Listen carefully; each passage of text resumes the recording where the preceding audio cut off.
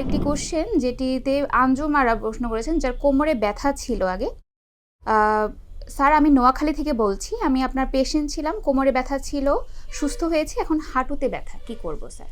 ধন্যবাদ আঞ্জুমানারা, আপনার কোমরে ব্যথা ভালো হয়ে গেছে না, হাঁটুতে ব্যথা হচ্ছে। আপনি কিন্তু হাঁটু ব্যথার জন্য আমরা যে সাজেশনগুলো করেছিলাম সেটা হয়তো ঠিকমতো মেনটেন করতে পারছেন না, কারণ কোমরে ব্যথা থাকলে পরবর্তী হাঁটুতে সমস্যা হওয়ার সম্ভাবনা থাকে যদি আপনি মাসেলকে বিল্ড আপ ঠিকমতো না করেন। এবং অবশ্যই আপনাকে জায়নামাজে বসে নামাজ পড়তে হবে। আমরা সবসময় বলি কিন্তু চেয়ারকে অ্যাভয়েড করবেন, নিচে টয়লেটকে বসবেন, মানে হাই কমান্ড অ্যাভয়েড করবেন, তাহলে কিন্তু এই সমস্যাগুলো হবে না। সো আপনাকে এখন যেটা করতে হবে, আপনার মাসেলকে স্ট্রং করতে হবে, তাহলে হাঁটু ব্যথা ভালো হয়ে যাবে। কারণ হাঁটু ব্যথা এটাও কিন্তু মেকানিক্যালি ঘটছে।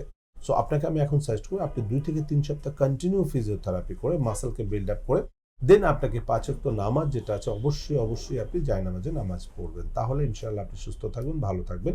আপনাকে ফার্দার আর চিকিৎসার পিছনে ছোটাছুটি করতে হবে না। ধন্যবাদ আপনাকে। এসপি হাসপাতাল, আন্তর্জাতিক মানের পূর্ণাঙ্গ ব্যথা নিরাময় হাসপাতাল।